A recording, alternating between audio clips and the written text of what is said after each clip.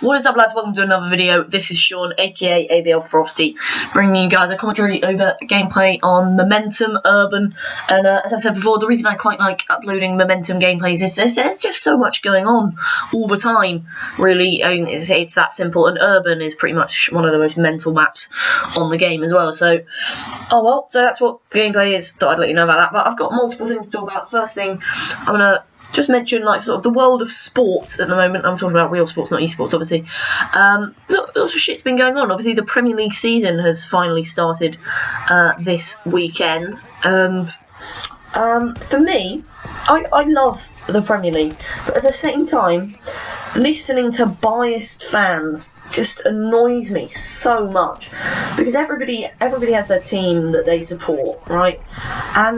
But no matter who you support, you will always be favouritist, and you seem to think that you somehow know more about your team just because you support them, which is just frankly wrong. If you watch football and you are able to look at it without being clouded by an irrational fucking love of the team that plays in red, you're probably going to have a better understanding of what's going on. And so, for example, Manchester United fans banging on about how they're the best team in the league just because they did a good pass, it just pisses me off. And that was just that's not a specific example, it's just shit like that goes on, but that annoys me. And personally, I don't support any teams in the Premier League. I'm a Brentford fan, they play in the Championship, and I'm not really going to voice my opinions on Brentford. I'm obviously gonna, have my opinion. I'm gonna think, right, we're playing well, but at the same time, like, I obviously am gonna be quite, optimistic, and I'm not gonna want to admit that my team's shit. No one wants to admit that their team is shit. No one's going to want to admit that their team is the lucky team. Their team is the one that doesn't deserve to be there. Do you know what I mean? So, like, I might, talk about what I hope will happen for Brentford, what I hope, certain new signings will be able to do. Watch this. Sorry, I had to pause for that.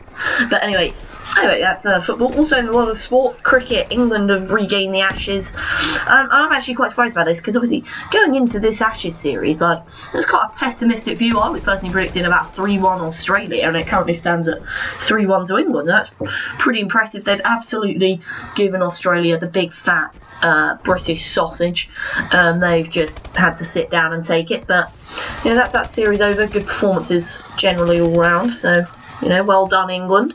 I'm actually slightly annoyed because I have tickets to one of the days of the Oval Test, which is the last test, which now, of course, counts for nothing apart from seeing Adam Lyth fail again, which has been quite funny this series. His test average over the course of the Ashes has been about 12, which is just appalling given he's had about 8 innings to do something good-ish.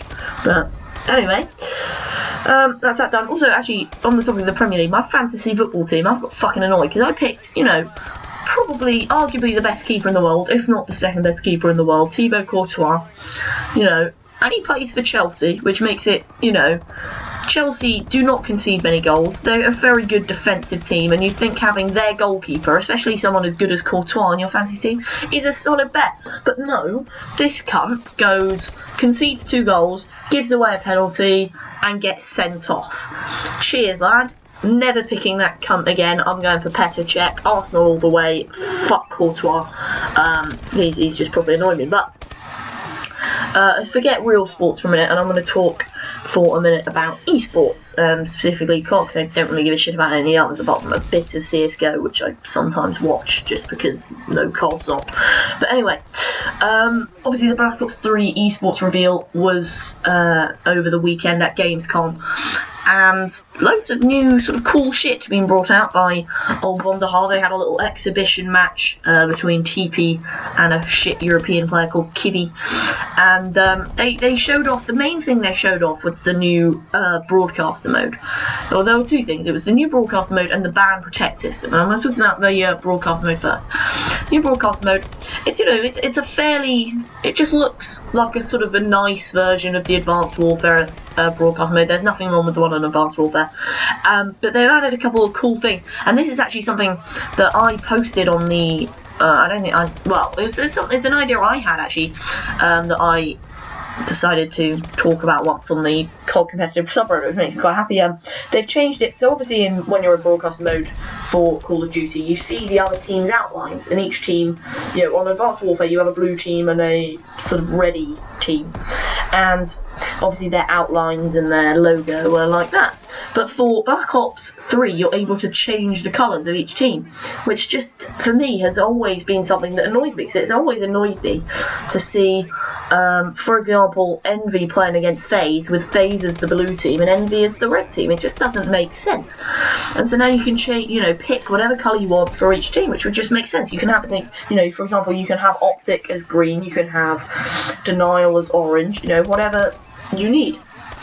And I think that's a big improvement. You can also add the logos of each team and change the team name on the broadcaster, so it doesn't just say Sentinel and Atlas with the Sentinel and Atlas logos. You can now have the team's logos and the team name on the actual broadcaster mode without having to put on some fancy overlays, which is sort of prevented someone from myself, sort of casts amateur tournaments, from being able to actually do it properly. But this way I'll be able to take, say I'm going to talk about PS4 teams for a second that you might know nothing about. Say we've got Cryptic Fleek playing against Aftershock 4 Lions.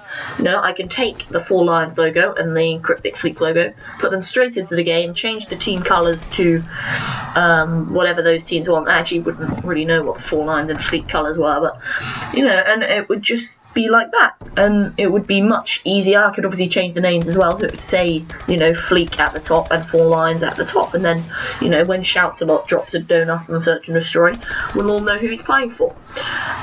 Basically that's the stuff. But the other big thing in the esports real, and the thing they really sort of championed through with the real, was the new ban protect system, which I think can be a good thing if it's done properly. And the way this works, before the game, the players take turns to ban and protect certain items, which means certain things can't be used and certain things can be used, obviously. Obviously a protect means the other team can't ban it, and a ban means no one can use it. And if you think about this, and the way it'll work is obviously they'll have base bans, because you'll assume they'll find some things that just straight up aren't competitive, and they will ban them. But then, going into each map, you can sort of choose to ban protect, and that'll work. And if you imagine that on Advanced Warfare, you could go in and say, right, I'm going to ban the melee, I'm going to ban the shotgun, and I'm going to protect overkill or something, if you're one of those idiots. And so, that's how the start of games will go, and I think that's fairly interesting. But anyway, that's my time for today's video. I'm going to see you next time. Goodbye.